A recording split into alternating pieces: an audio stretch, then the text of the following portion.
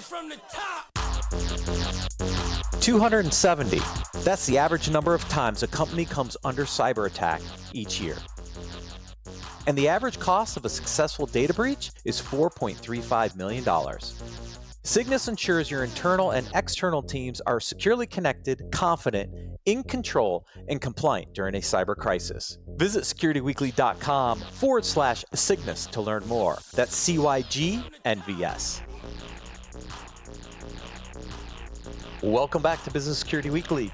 I am your host, Matt Alderman, joined by Jason Albuquerque and Ben Carr. Follow us on LinkedIn for updates across our organization, show highlights, and more. You can find us by searching for Security Weekly Productions.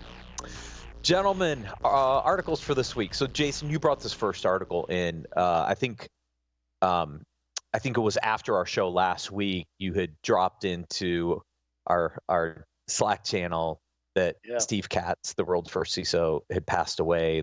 I think on Saturday, the weekend before. So I wanted to make sure we covered this because it's been a rough year for some cyber professionals. We've lost a couple this year. Right. Yeah. Yeah, and I mean, Steve was the OG who led the charge on all of it, right? I mean, he's a technologist and a cybersecurity professional that dates back to the 1970s, and in the 80s he was at J.P. Morgan and really started refining what information security meant. And then from there, he moved on to Citigroup, and at that point, it was I think it was during a breach that they actually were recruiting him. One of the things and this was in the 90s, I believe, and one of the things that really stood out for me is that they were recruiting him to come on board after a cyber attack, and he spent months. I remember this from an interview. He spent months interviewing the entire executive team at Citicorp before he even decided to take the role. And he went into it basically saying, I really only took the interview to figure out what was going on there. He wanted the insight and the intel what was going on. And finally they got him to come on board. So, he's been through it all, from inception. So, we lost the OG CISO, unfortunately. Yes. Todd Fitzgerald interviewed him on CISO Stories. I think it's episode 6. I dropped the link into the chat, but he was also a mentor to a lot of other people we've interviewed on this show. Jim Routh, Sam Curry, others. I mean, he wanted to help other CISOs. He was just one of those people that always wanted to share experience and help them through the process. This article brings out some of that, but he was just such a mentor to so many people. Big loss for the community. Thoughts and prayers to his family. Yeah, yes. Yeah. He knew a lot of people. If you didn't know him, if you hadn't met him, he was a really good guy. So. Yes. Okay. Article number 2. This is a really good write-up. It's in the Harvard Law Review. It goes back to the segment we just had on the SEC requirements, and it talks a little bit about what's happening with the SolarWinds indictment and some of the things to really think about from a lessons learned perspective. It goes back to the conversation we had, materiality, disclosure, and evidence. But this is a really good write-up if you want to see it written up from a legal perspective. I thought this was a really good reference article. Yeah, and it actually goes into, the SEC, because we talked about it last week where we didn't really have enough information as to the why, right? And it gets into the SEC's allegations on the actions and omissions that they're claiming, right? Obviously, we've got to get deeper into this and let it pan out. But I mean, they're talking about things like ignoring seriously known cybersecurity deficiencies, making materially false and misleading risk disclosures. I mean, this is some serious allegations that they're putting out there. Yeah, and yes. I think that's the big takeaway for me is I've heard a lot of comments about should the SEC be overseeing cyber, and I think if I look at it at a very high level, the biggest thing is don't misstate what you're doing from a cyber perspective, mm-hmm. whether that's internal security controls that you're not following. If you're not following your controls, maybe you need to change your controls. Misstating that through investors or on your public website and saying, hey, we're taking, telling your customers that you're taking these certain precautions when you're actually not doing it, or going and speaking in public and saying, alluding to things that you're not doing. Be Right. accurate and be 100% committed to what you state is the truth. You know, don't be transparent, but don't misstate. That's a hugely important thing, and I think that's where a lot of this is going to come out in what they're alleging. Whether it happened or not that way, I'm not weighing in on. I'm just saying make Right. sure you're doing that. Yeah, I Right. mean, when you read some of these allegations and you get deeper into the SEC side of the aisle, they're pretty substantial allegations. I mean, to just one of them that I pulled out is it says the SEC emphasizes that Brown repeatedly signed sub-certifications representing that all material incidents had been disclosed to company executives responsible for its security filings while being aware of numerous documented cybersecurity failures. I mean, that's huge because those sub certifications are what the CISO would be providing to the executive team for updates. Correct? If I have that correct, I think that's the sub certifications. So that way, like the CEO can actually go speak on this to the SEC Yeah, or to and the then board. the Correct? next sentence, Jason, is actually really important. Some certifications are not required, but are used by many companies, right? Like, Yep. Yep. Yep. be careful if something's not required to be done and you're attesting to something that you're not even doing and something that's not Right. required, that's problematic. Hmm. Agreed. Yeah, I remember my early days in cyber when I was on the consulting side, right? And I used to walk in and look at their policy, right? And you'd see this like just huge policy document. And I'm like, are you actually doing all this? Do you have evidence? Can you document this? Like to your point, right? Don't put it in a document if you're not doing it. Like you're just opening yourself up to all kinds of grief. Yeah. Yeah, and again, it's going to be the requirement of bringing artifacts to the table to prove that you're actually doing it. And if you can't bring your A game, you're going to get called out like this. Yeah. Yeah, I think in the lessons learned, like we know the SEC is prioritizing cybersecurity risks. Like that's obvious. But I think that Right. second point, accurate disclosure is key. To your point, Ben, if you're going to disclose, and you need to, you better be accurate in those disclosures because that is definitely something that's gotten the kind of the SolarWinds folks a little bit in trouble. Um, and then as an executive, just make sure you know your responsibilities. Um, and mind your internal controls. Yeah. Yes, and make sure you have the right controls in place and Right. document them. Right. Yeah. I mean, it's one of those scenarios. That mind your internal controls, I think, is extremely important because over time, so many organizations say, "Yeah, we do this. Yeah, we have these controls in place. Yeah, sure, we absolutely have that." But are they executing on them on the daily? Can they prove that they actually have these controls and they're successful? That's the point we're at now, where we have to show artifacts that we're actually leveraging these controls. Yeah, it was, and it's interesting because look, for certain technical controls, it's actually hard to get your arms around. You guys know this, right? You can't go out and self-assess against all your technology stack for all your technical controls. You're going to need some level, probably, of automation eventually in the mix here, because an organization's got tens of thousands of assets. How are you going to know Yep. that? Do I have the right inventory? Am I assessing them? Can I do that at scale? Like saying it's one thing, doing it is actually pretty difficult. Hmm. Oh, It's another 100%. Yeah. And again, this is going to open up a whole new world of services and products. And, we're going to see organizations taking this by storm to help manage all this. And again, that's like you have to know your internal policy, right? Like how many corporations or entities haven't reviewed their security policy in several years? And then you go back and look at it and you come in as the new CISO in the org and you say, we're not doing any of this, right? Like it says here our password should be 82 characters. My main login 6. Like it doesn't align. Like you have to make sure that what you're actually saying in your policy documents are what you're actually adhering to and following. And if you come Right. across an instance where you're not doing that, document it and report it. Like you can have a variance as long as you've gone through the corporate governance and risk to essentially make everyone aware that there is a violation there and there's either a valid reason or you're going to correct it and do some corrective action within a certain Yep. amount of time. But just ignoring it, that doesn't fly. Exactly, Ben. And I'm sure they're not looking for perfection. I think they're looking for intent, right?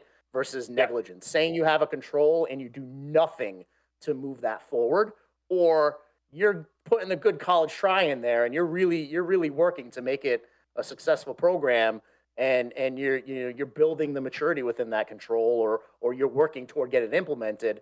I'm sure it's the intent that they look at. Yeah, that's where the documentation comes back into play, right? If you are at a certain point and you know you need to continue to mature that control and get it implemented, it's Right. providing the documentation where you are, what you're planning to, what's the plan look like, how you tracking against that plan. You got to document all that stuff because if And you're showing you're not, making progress, right? And showing right, that you're making progress over time. exactly right. That's the important part here, folks. Like, you don't have to be perfect, but you've got to be able to document and show where you are at any point in time so that things like this don't come back and bite you in the butt. All right, article number 3, top CISO communities for 2024. It was an interesting one. Is CISOs figure out where they're going to go hang out next year? Figure out where to find their next job. I thought these might be interesting forums for them. So I know the Cybersecurity Collaboration Forum, Cyber Risk Alliance owned. Worked very closely with Parham when I was there. So I know that group very, very well. It's a great kind of CISO only membership. So if you're looking just for a place to hang out with CISOs and nobody else, that's a really good forum for CISOs. The Global CISO Forum. This one's a little more open, I think. I don't think it's as strict as the Cybersecurity Collaboration Forum, but again, Yeah. another really good source here. I know Avanta pretty well. It's owned by Gartner now. Right. So Avanta has always been one of those interesting places. Now there is some crossover with some vendors in that community a bit. It's very controlled though. So again, it does provide a really safe haven, I think, for CISOs to talk Yeah, about hot topics. I've worked with Avanta in the past, yeah. And again, it does Yeah. have that manufacturer slash vendor crossover, but still, I mean, I look at it as, find your community that you're going to learn from, find your community that you can bounce ideas off of, and really hone in. Having a community, I think, is key. And the last one, CISO platform. Those were the top 4 in this article. So I know two of them really, really well. The other 2 I don't know as well. Ben, I don't know if you know or if you're members of any of those other forums. Yeah, Avanta. I've done stuff with Avanta before, and Yeah, same. yeah, the global the cybersecurity collaboration forum. I know them, but I haven't participated in their events. Cool. All right, now we go into a number of leadership and some communications articles to round out this segment. This first article is around virtual leadership. And I brought this one in because it was an interesting topic for me, right? As leaders, we're pretty much all remote now. I mean, I am. I think I get to office maybe once a month. So a lot of the things that I do is virtually. And so this article talks about, some of those key areas to really focus on in this virtual leadership environment. And some really interesting tips in here. I'm not worried about the first one, which is technology, but it's creating clear communication norms. Like, Yeah. kind of that setting those one-on-ones in that regular cadence and how you're going to sit down with your team on a regular basis, like something that's important from just like setting kind of a precedence, like, all right, every Wednesday at this time, it's our time to get together. Yeah. Yeah, it's very important to have that structure and that cadence, right? To make sure that you have that quality time, either from, with individual staff for a one-on-one, or group settings with an entire team. But to balance that out, I also think having some impromptu in your professional life is extremely important as well. Because I'll tell you, some of the best times that I've had in remote workforce is all of a sudden you get a ping, hey, I just had a meeting cancel. I'm inviting 4, 5, 6, 10 of you, just jump on a Teams meeting or a Zoom, and hey, let's BS for a little while. Let's talk about what's going on in each other's lives. Let's talk about what's happening within your department and bounce ideas off of each other. So I think it's a balance, because think about it. When we were all in person, we would have those hallway conversations. I call them the drive-by. You'd be walking by someone's office and say, "Oh crap, I need to talk to that person," and you just pop your head in, right? So that spontaneity, I think, still needs to exist, and that's part of leveraging the technology wisely. Is still keep on with that spontaneity because it really helps with the trust factor and the relationship factor. Yeah. Yeah, And I I do think more huddles now than ever, which, because that's Slack's native communication, right? And so Mhm. you're out texting, you got a question, next thing you know, you're on a huddle, you're doing the Yep. impromptu, just figuring it out. Yep. Yep. And even, yeah, I even think having some lunchtime or after hours, I mean, there have been Fridays at 6 o'clock where I'm like, all right, who's ready to crack a bottle of whiskey and have a glass with me? You know what I mean? It's, sometimes you just got to have those impromptus when you're remote. yeah, it's important to figure out how, inside of those norms, you get outside of the normal norm. And I guess what I mean by that is that really early in my career, I had this manager, and he did one-on-ones in kind of a unique way. Like instead of doing it like in an office sitting down, you'd go for a walk or you'd get out and do Hmm. something. It was more of a, the kind of getting out of the just the normal vibe of the office kind of flow, and it became a more engaged way to have that one-on-one. So I used to do that.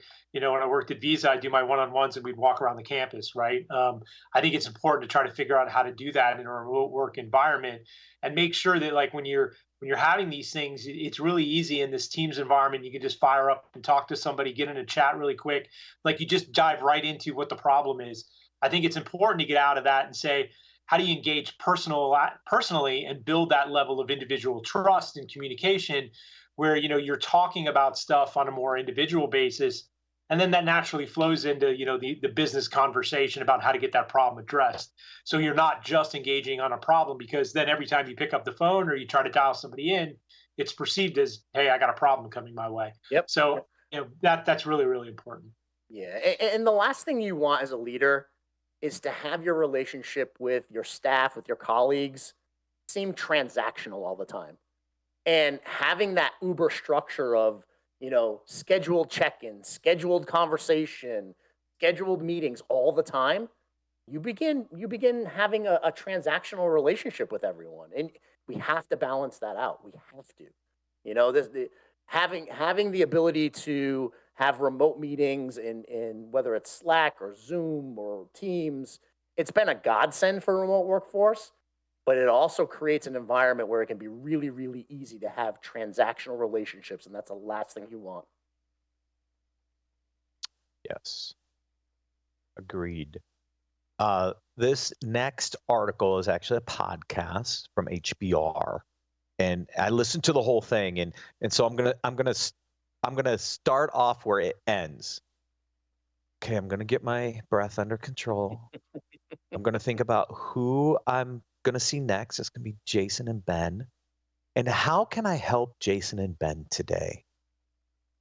Anyways, that was kind of part of the whole thing. Anyways, but I love this because we talk about the selfless leader, right? Servant Hmm. leadership, Yep. selfless, and they talk about this balance between selflessness and self-confidence, and that there's a balance between those Sure. two. Because if you're too self-confident, you become egotistical. If you're too much on the selfless side, then you're more of a pushover, and it gets into these nuances, and it's just an interesting way to think about as a leader, as you prepare for a meeting, understand who's Mhm. coming to the meeting, who's going to be there, how can you help them. It's that selflessness that creates this really great leadership style. It is worth the 20, it's roughly 20 minutes long for Yeah. people to listen to. I loved it. Yeah, no, it's great, and I almost take that selflessness and you can transition it to service oriented.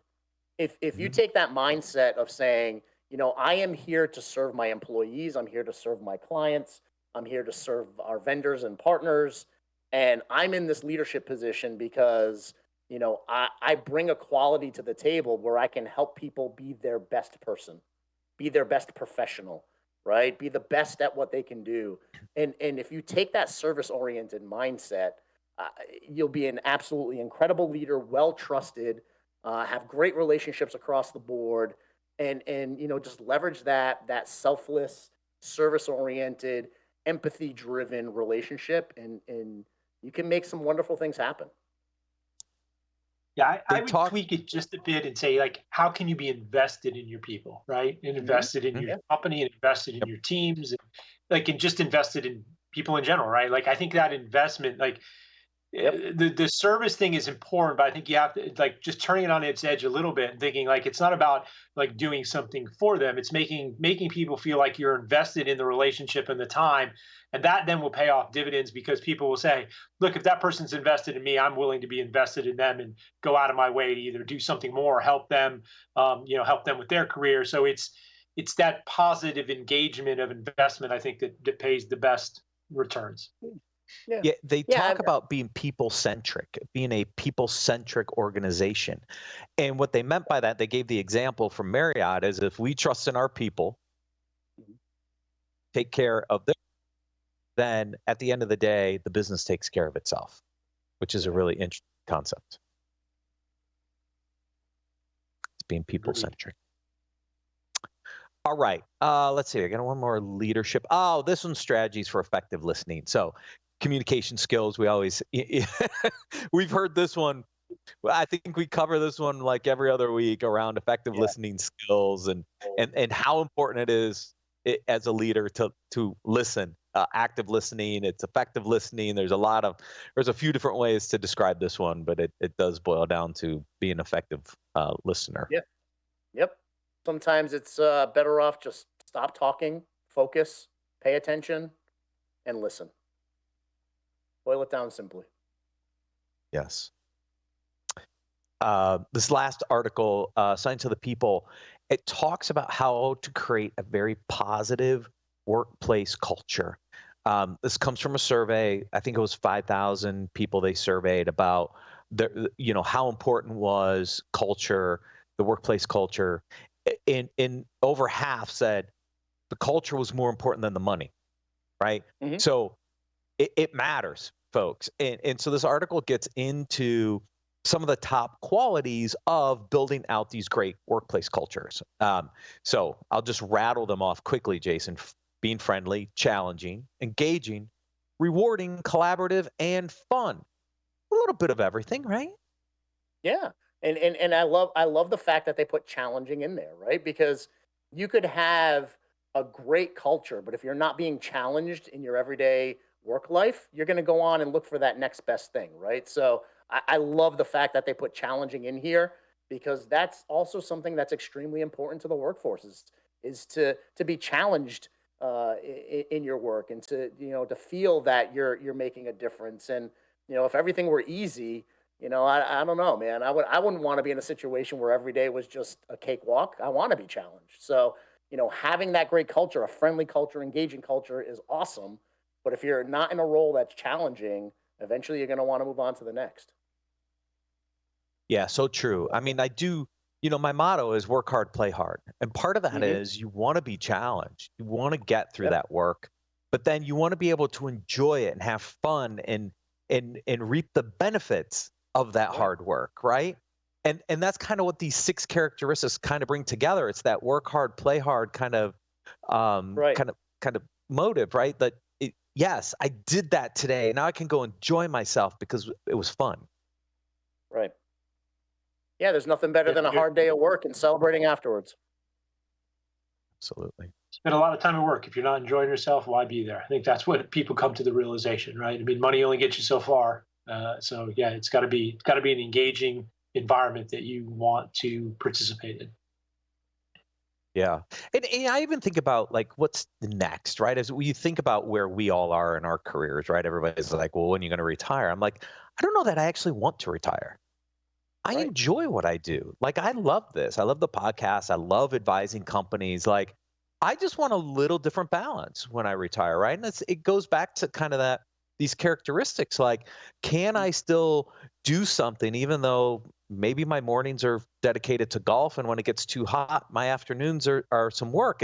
To me, it's just a different balancing act than it is just retirement outright. Yeah. I mean, the Yeah, whole goal is to be happy with life, right? And if the work component is part of that, Yeah, absolutely. You want to be out there putting a good hard day's work in and celebrating when you can celebrate. You're right. It's the balance. Once you get to that point of a little bit more play and then work, right?